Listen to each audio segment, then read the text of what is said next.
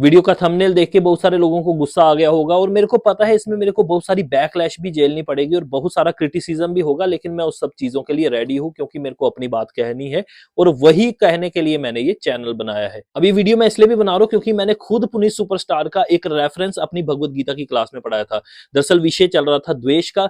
मैंने पुनीत सुपरस्टार की एक वीडियो देखी थी जिसमें उसने बड़ी सुंदर बात बोली कि भगवान जब भी किसी को देता है ना तो अपने खजाने में से निकाल कर देता, तुम्हारी जेब से निकाल के किसी को कुछ नहीं देता।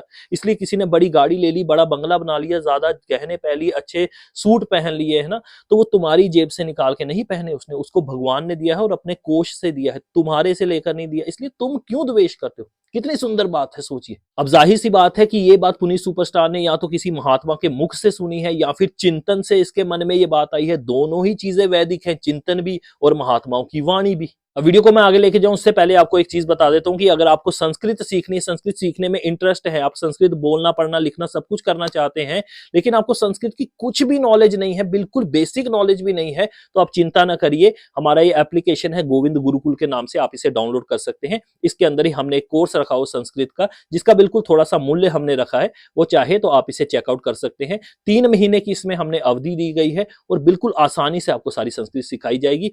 सरल भाषा में, सरल हिंदी में एग्जाम्पल देकर आपको समझाया जाएगा।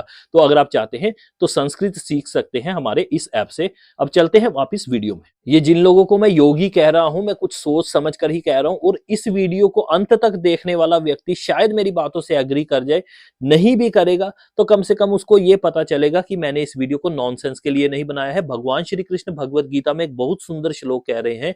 भगवत गीता में 2 अध्याय है, 47वां श्लोक है। कहते हैं कर्मण्यवाधिकारस्ते मा फलेषु कदाचन। हे अर्जुन, तेरा कर्म पर अधिकार है परंतु उसके फल पर तेरा अधिकार नहीं है। आगे कहते हैं मां कर्म फल हेतु भूमा ते संगः अस्तु अकर्माणि ही, अर्थात इसीलिए तू कर्मों के फल का हेतु मत हो, तेरी कर्म ना करने में भी आसक्ति ना हो। चलिए थोड़ा इस श्लोक को समझ लेते हैं और साथ में मैं आपको यह भी बता देता हूं कि मैंने इन लोगों को इस श्लोक के साथ क्यों जोड़ा है, जबकि भगवत गीता हमारा एक पवित्रतम ग्रंथ है और भगवान श्री कृष्ण की स्वयं वाणी है इसमें। जैसे भगवान श्री हरि ने मोहिनी रूप धार के राक्षसों से अमृत ले लिया था और वो देवताओं को पिला दिया था ना, वही काम हमें इनके साथ करना है। हालांकि मैंने राक्षस नहीं बोल रहा हूं, लेकिन इनके पास एक अमृत रूपी गुण है जो हमें उनसे लेना है, उसको अपने अंदर धारण करना है ताकि हम सत्य सनातन वैदिक धर्म का और अच्छे से प्रचार कर सके। चलिए आपको वो गुण बताता हूं। इनका मूल मंत्र में ही ये श्लोक समाया हुआ, चाहे इन्होंने कभी गीता में से ये श्लोक पढ़ा हो या नहीं पढ़ा हो। कर्मण्यवाधिकारस्ते मा फलेषु कदाचन। ये कर्म करते गए, लोग इनको बहुत क्रिटिसाइज करते गए, गालियां देते गए, अजीबोगरीब मीम्स बनाते गए, गंदगी इनके प्रति बोलते गए, गालियां देते गए, लेकिन फिर भी इनके अंदर वो एक ऐसा गुण था, क्योंकि श्री कृष्ण तो सभी के अंदर विराजमान है ना, तो इनके पास एक बहुत अच्छा गुण था। 100 किसी में अवगुण होंगे ना, लेकिन एक गुण भी होगा इन लोगों के पास कि ये अपने कार्य में अटल रहे। इनको व्यूज आ रहे थे, नहीं आ रहे थे, बैकलैश मिल रहा था, हेट मिल रहा था, इन्होंने अपना काम नित्य जारी रखा है। आपको पता नहीं कि इन लोगों का संघर्ष कितना है। बहुत संघर्ष करके ही आज ये यहां तक पहुंचे हैं और इतने कामयाब भी हैं। वैसा ही हमें भी जानना है अपने तरीके में।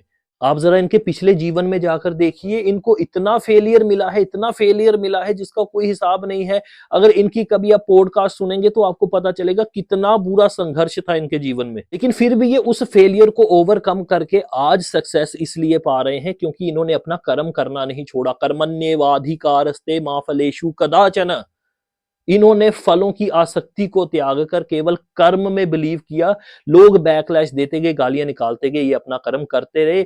इतने कंटिन्यूज अपने वर्क को रखा कि कभी ना कभी एक आध तुक्का तो सबका लग ही जाता है। अब ये लोग गालियां भी देते हैं, मांसाहार भी करते हैं, शराब भी पीते हैं, बहुत सारी ऐसी चीजें करते हैं, या कंटेंट इनका बड़ा ऐसा है, वो हमें नहीं बनाना है क्योंकि हमें इनके सारे गुण नहीं चाहिए। 99 गुण इनके पास ही रहने दीजिए। मैं नहीं कह रहा क्रिंज कंटेंट बनाइए, मैं कह रहा हूं यदि आप सत्य सनातन वैदिक धर्म का प्रचार कर रहे हैं तो आपको कंटिन्यूस वो करते रहना है इनको देखकर, क्योंकि इनमें भी वही ईश्वर विराजमान है उन्होंने इनको सक्सेस इसलिए दिया है क्योंकि इन्होंने कर्म किया है। जो भी व्यक्ति कर्म करता है उसे सक्सेस मिलता है, कंटिन्यूज अगर वो करता रहे। यही आज की पूरी वीडियो का सार है इसका। इन्होंने कभी भगवत गीता नहीं पढ़ी, लेकिन इन्होंने उस सिद्धांत को बिना जाने ही अपने जीवन में उतार लिया और आज बड़ी बड़ी गाड़ियों में भी घूम रहे, हर जगह घूम रहे, इनका संदेश भी लोगों तक पहुंच रहा है। तो हमें भी यही अपनाना है, इनसे एक गुण लेना, 99 नहीं लेने कि भाई ये गालियां दे रहे हैं, मांसाहार कर रहे हैं, शराब पी रहे हैं, ये वो कर रहे हैं, वैश्यावृत्ति कर रहे हैं, चाहे कुछ भी कर रहे हैं, वो हमें नहीं लेना। हमें अधनंगे होके नाचना नहीं, बस इनसे ये गुण ले लेना, एक 99 छोड़ दीजिए। तो उम्मीद है जो मैं योगियों का कंसेप्ट यहाँ पे बोल रहा था ना, वो यही था, कर्म कर, तेरा कर्म पर अधिकार है, फलों पर अधिकार नहीं है। तू कर्म करेगा, फल अवश्य मिलेगा। फल सभी को मिलता है, देवताओं को, राक्षसों को, मनुष्यों को, सभी को मिलता है। ठीक है, बस ये एक गुण इनका अपना लेना। आपको उम्मीद है वीडियो अच्छी लगी होगी। अगर आपने लास्ट तक देखा है इसको, तो आप बात से हो सकता है एग्री करें। हमें इनके सद्गुण चाहिए, बाकी इनके गुण नहीं चाहिए। 99 अपने पास रखिए, एक पकड़ लेंगे, ठीक है, ताकि हमारा सत्य सनातन वैदिक धर्म का संदेश भी आगे पहुंच सके। जैसे इनका पहुंचा है, भगवान हम पर भी कृपा अवश्य करेंगे। सीताराम।